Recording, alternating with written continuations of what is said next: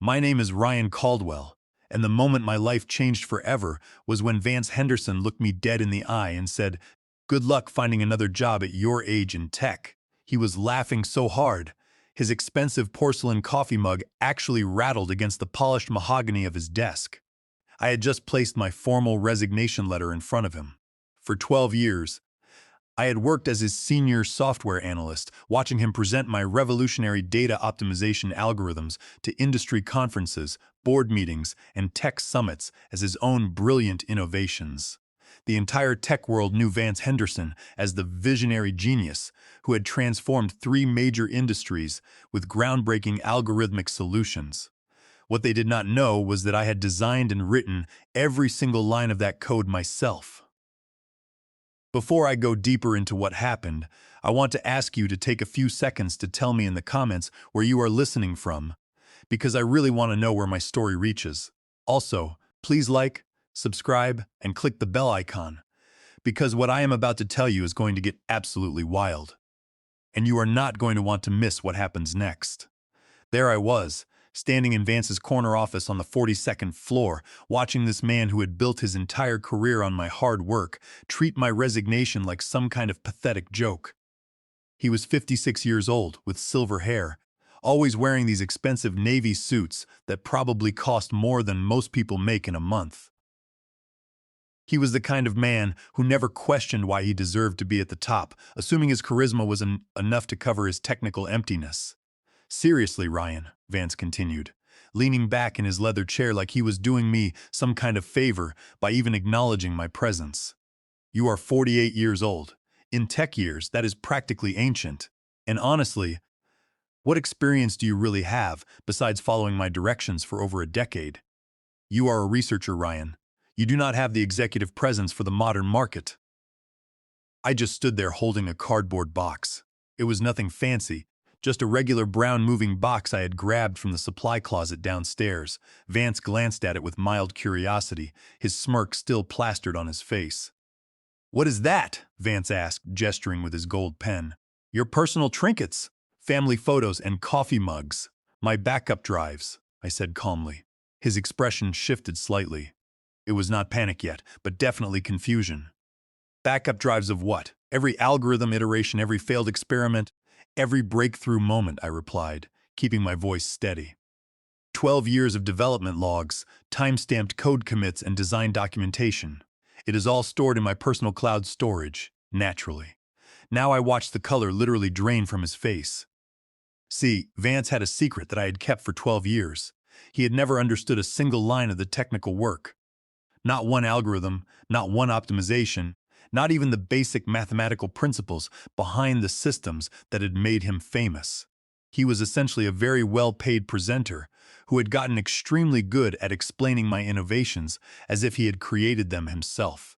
"You cannot take proprietary company information," Vance said, his voice rising, but it had lost all that confident bluster from just moments before. "Actually, I can," I said, pulling a printed document from my pocket.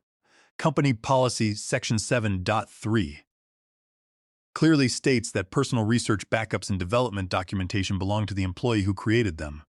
I wrote that policy myself 3 years ago when we had that security audit. You signed off on it without reading it, just like you sign off on everything else I put on your desk. The thing about Vance was that he had always been too arrogant to bother learning the technical details of anything. He would sit in our development meetings, nod at the right moments, ask a few surface-level questions to look smart, and then walk into boardrooms and present my work with complete confidence. For 12 years, I had watched him take credit for algorithms that had revolutionized inventory management for major retail chains, optimized supply networks for global shipping companies, and created predictive models that saved manufacturing companies millions of dollars annually.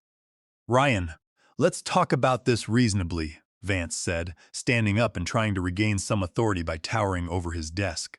"Those algorithms were developed on company time using company resources." "Using my brain," I interrupted, "my education, my creativity, my problem-solving abilities, and according to the intellectual property agreements you made me sign, any documentation I created for personal learning and development purposes belongs to me. I have been very careful about that for 12 years. The truth was, I had been planning this moment for exactly 18 months.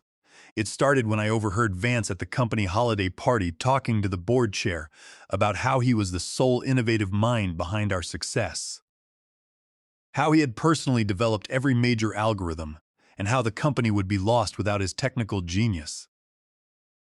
He was standing maybe 10 feet away from me, describing in detail how he had supposedly created the optimization model that I had spent 8 months perfecting, working nights and weekends to solve problems he could not even comprehend.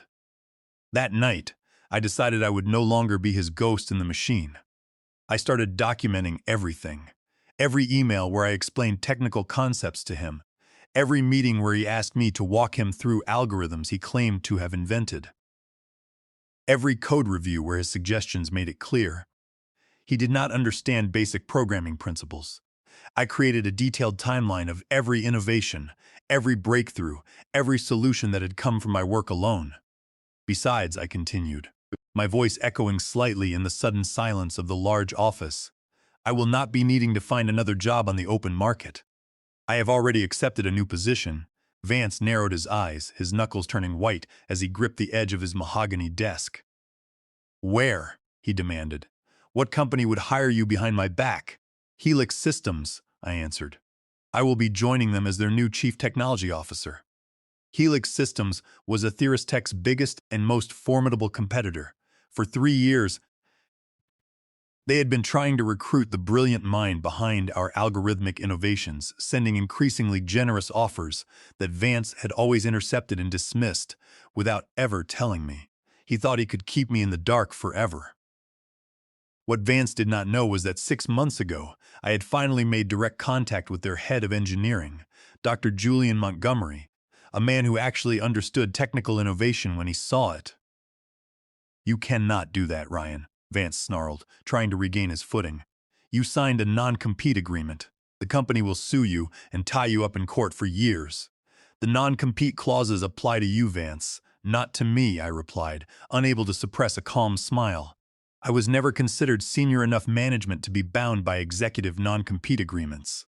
You kept me classified as a senior research analyst to avoid paying me executive-level bonuses and equity. That was a convenient way to save the company money, but it is also a massive oversight in your contract management. By law, I am completely free to work for whoever I please. I watched Vance try to process what was happening.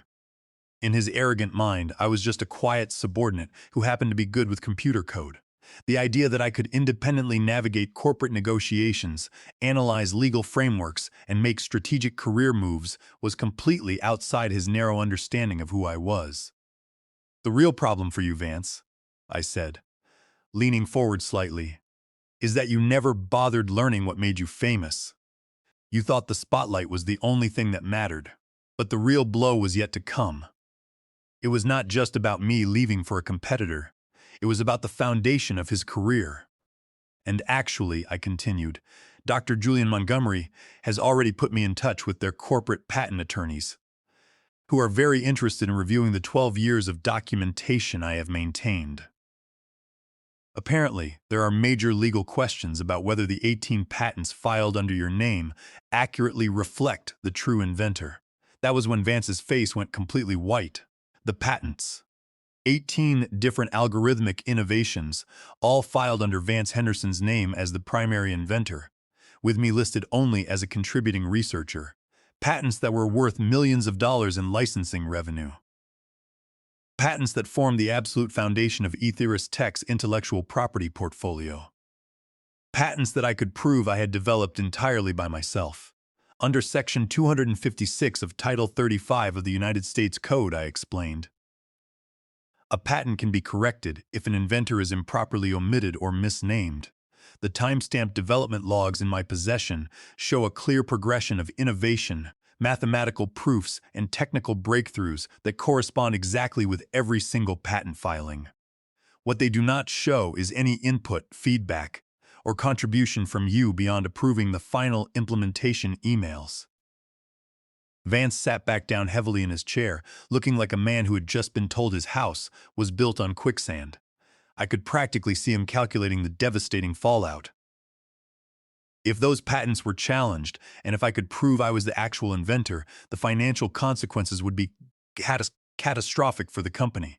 They would lose their exclusive intellectual property, licensing agreements would be invalidated, stock value would plummet, and Vance's reputation as a tech visionary would be completely destroyed. "What do you want?" Vance asked quietly, his voice barely a whisper. "I do not want anything from you, Vance," I said. "I am just leaving, but I thought you should know what is coming. You reap what you sow."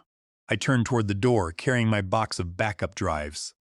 12 years of innovation, 12 years of breakthrough solutions, 12 years of technical genius that had been credited to a man who could not write a basic sorting algorithm if his life depended on it. "The really tragic part," I said, pausing at the office entrance, "is that if you had just given me proper credit, if you had acknowledged my contributions and treated me as a partner instead of a subordinate, none of this would be happening. I would have been happy to stay and continue developing innovations under shared recognition." "Ryan, wait!" Vance called out. But I was already walking away down the hallway where I had spent 12 years being invisible. I walked past the glass-walled conference rooms where Vance had presented my work to countless executives. I walked past the quiet desks where I had solved problems that he could not even understand. The elevator doors closed, and I watched the floor numbers descend. 42, 41, 40, 39. My phone buzzed with a text message from Dr. Julian Montgomery. "Our legal department has reviewed your documentation. The patent attorneys want to meet next week. This is going to be far bigger than we thought."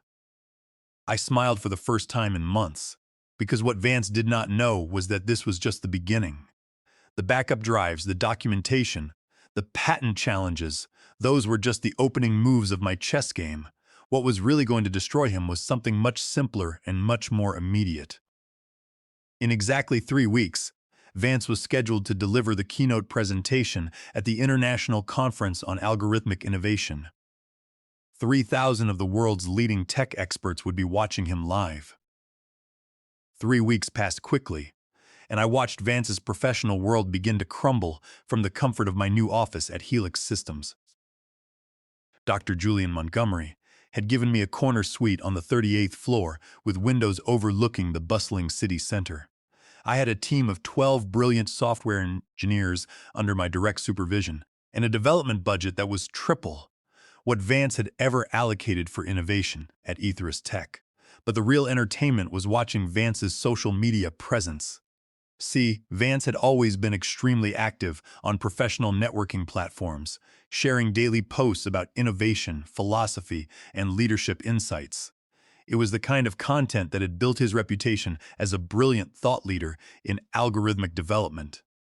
Except now, with me gone, his posts were becoming increasingly desperate and obviously shallow. 3 days after I left, he posted about the importance of collaborative development environments.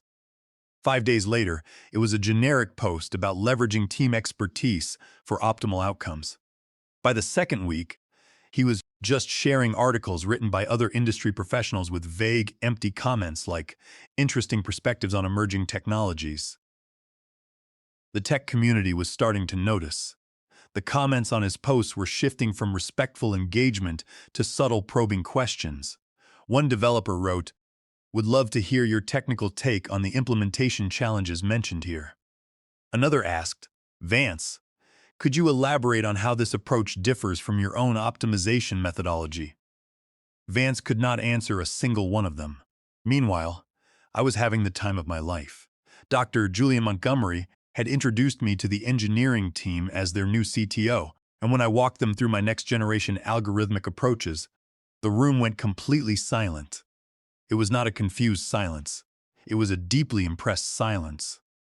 "This is at least 5 years ahead of anything else I have seen in the industry," said Owen Bishop, our senior software architect. "How long have you been developing these concepts?" "About 3 years in my spare time," I told him, looking around the table at the eager faces of the team. "I was waiting for the right opportunity to implement them properly." "Why did your previous company not move forward with this level of innovation?" Owen asked, genuinely puzzled. I just smiled. Management was not technically sophisticated enough to understand the potential. But the really beautiful part was watching Vance try to maintain his professional speaking commitments without me.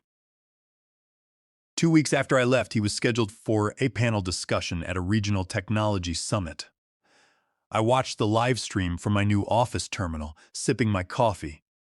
The moderator asked him about recent developments in machine learning optimization.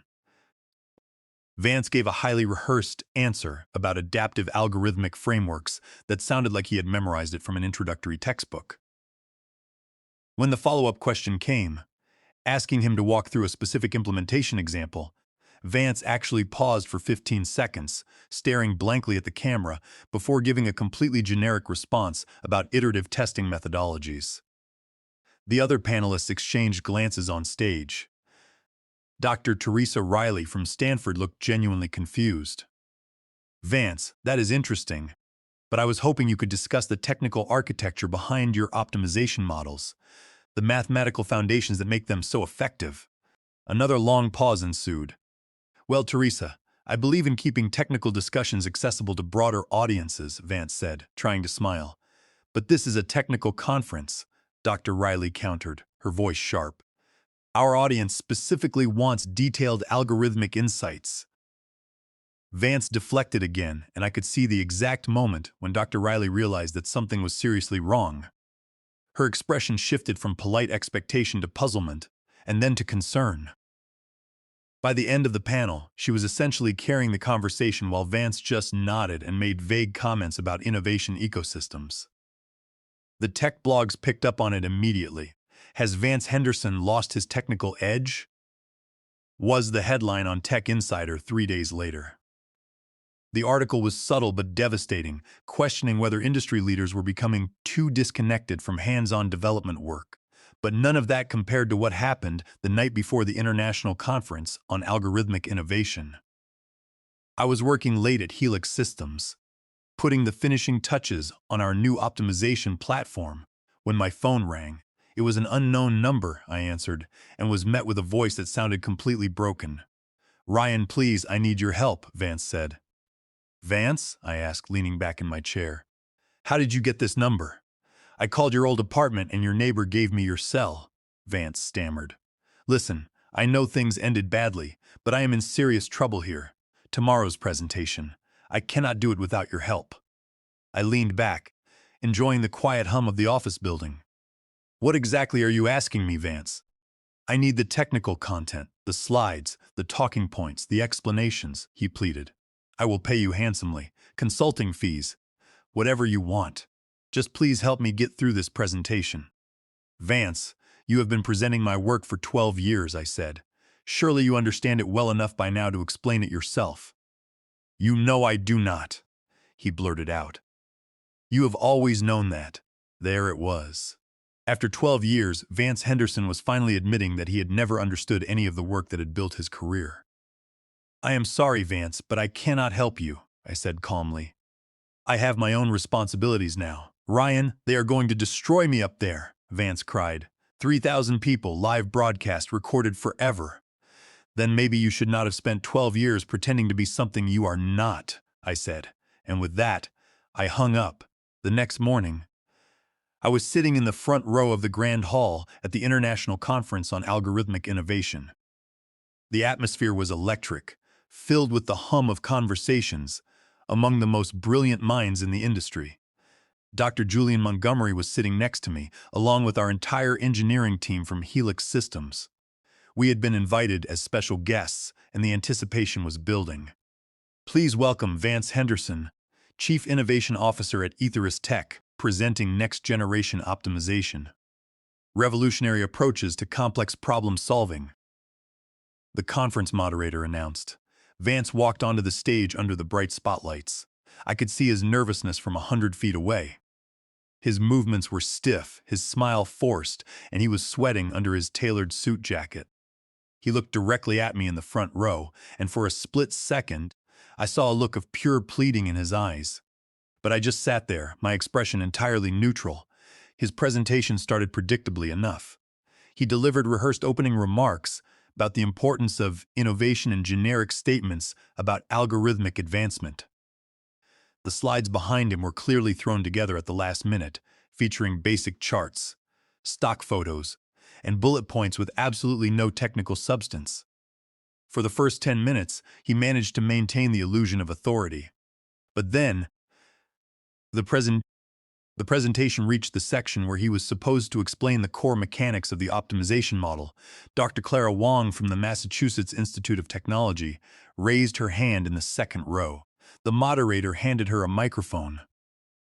"Vance, thank you for the overview," Dr. Clara Wong began. "Could you walk us through the mathematical foundations of your optimization approach? Specifically, how do you handle multidimensional constraint satisfaction in dynamic environments?" Vance stared at her, his mouth slightly open. The silence in the room began to stretch. "That is an excellent question, Clara," he stammered, trying to laugh it off. "The mathematical foundations are quite complex, as you can imagine." "Yes, but could you give us the actual mathematical framework, the algorithms, and the computational complexity analysis?" she pressed, her voice echoing clearly. "Well, without getting too deeply into the weeds," Vance deflected, gesturing vaguely at the screen behind him. "Vance, this is a technical conference," Dr. Clara Wong interrupted, her tone polite but firm. "We are here specifically to get into the weeds. We need to understand how your system bypasses the standard throughput bottlenecks." I watched Vance's face cycle through confusion, panic, and desperation. He looked at me again, as if hoping I would stand up and save him, but I remained still. "The framework involves iterative processes and optimization matrices," Vance said, throwing out buzzwords he had heard me use in meetings. Dr. Clara Wong looked genuinely concerned now. "I am sorry, Vance, but could you be more specific? Are you using gradient descent, genetic algorithms, neural networks, or dynamic programming? What is the actual approach?" "It is a hybrid methodology that combines multiple approaches," Vance said, his voice starting to shake. "Which approaches specifically?" she asked. Vance completely fell apart. "The technical details are proprietary, and I cannot share the specific implementation details without company clearance." "Vance, you are presenting at a technical conference," Dr. Liam Okafor from Google called out, standing up in the middle section. "The entire point is sharing technical details. We are not asking for your source code. We are asking for your methodology." "And honestly," Dr. Fiona Gallagher from Amazon added, walking to the aisle microphone, "some of the claims in your published abstract seem mathematically impossible. You are suggesting optimization improvements that would violate fundamental computational complexity principles." I felt Dr. Julian Montgomery tense beside me. He leaned over and whispered, "Did you write that abstract, Ryan?" "No," I whispered back. That was all Vance trying to sound impressive on paper. He did not realize those claims defied the laws of computer science. What happened next was absolutely brutal to watch. Dr. Fiona Gallagher stood tall and looked directly at the stage. "Vance, I have been following your work for years, and I have to ask you directly. Do you actually understand the algorithms you are presenting as your own innovations?" The auditorium went completely silent. 3,000 people were watching Vance Henderson being called out on a live broadcast by one of the most respected researchers in the world. "That is an inappropriate question," Vance managed to say, his face pale and his voice cracking. "Is it?" Dr. Fiona Gallagher countered. "Because I have reviewed your recent social media posts, your panel discussions, and now this presentation, and I am seeing a consistent pattern of technical avoidance. You consistently deflect when asked for specific implementation details." Dr. Clara Wong stood up again to support her colleague. "Clara raises an interesting point. Vance, could you explain why your optimization model claims to achieve polynomial time solutions to problems that are fundamentally NP-complete?" "I do not think this is the appropriate forum for this discussion," Vance whispered, gripping the podium. "This is exactly the appropriate forum," Dr. Liam Okafor declared. "You are making claims about revolutionary breakthroughs, and we are asking you to explain how they work. It is that simple." Then, something happened that I had not planned, something that made this moment even more perfect than I could have imagined. Dr. Julian Montgomery stood up from his seat next to me. "Actually, I think I can answer these questions," Dr. Julian Montgomery said, his voice carrying clearly through the auditorium's sound system. Every head in the room turned toward him in surprise. Vance looked like he was about to pass out on the spot, his hands trembling as they gripped the edges of the podium. "Dr. Montgomery," the moderator said, clearly confused, "you are not scheduled to present until this afternoon. I know, but I think there has been a significant misunderstanding about the source of these algorithmic innovations." Dr. Julian Montgomery continued. "The optimization models that Vance has been presenting for the past 12 years were not developed by Vance or his team at Ethirus Tech. They were developed by Dr. Ryan Caldwell, who recently joined Helix Systems as our Chief Technology Officer." Dr. Julian Montgomery gestured toward me, and suddenly 3,000 pairs of eyes were focused on me instead of the man on stage. "Ryan, would you like to explain the mathematical foundations that Vance seems unable to discuss?" Dr. Julian Montgomery asked. I stood up slowly, my heart racing, but my mind was completely clear. "Actually, I would be happy to," I said. I walked up the stairs to the stage, passing right by Vance, who stood frozen in place like a statue. The moderator handed me a microphone, and I turned to look out at the auditorium filled with the world's leading algorithmic researchers. The optimization model that Dr. Fiona Gallagher questioned achieves polynomial time solutions by restructuring the problem space rather than solving NP-complete problems directly. I began, my voice steady and confident. Instead of treating constraint satisfaction as a single complex problem, the algorithm decomposes it into a series of interconnected optimization tasks that can be solved independently and then integrated using a novel convergence methodology I developed. I could see faces in the audience lighting up with immediate understanding. Dr. Clara Wong was nodding, taking notes. Dr. Clara Wong asked about the mathematical foundations, I continued. "The core approach uses modified Lagrangian multipliers combined with adaptive gradient descent. But the key breakthrough was realizing that you could treat the constraint space as a dynamic manifold and use differential geometry to optimize the search path." For the next 20 minutes, I walked through the technical details of the algorithms that had revolutionized 3 major industries. I explained the mathematical principles, the computational complexity analysis, the implementation challenges, and the innovative solutions I had developed over 12 long years. The audience was completely engaged, asking sophisticated technical questions that I answered easily and thoroughly. These were the conversations I had dreamed of having for over a decade. When I finished, the auditorium erupted in thunderous applause.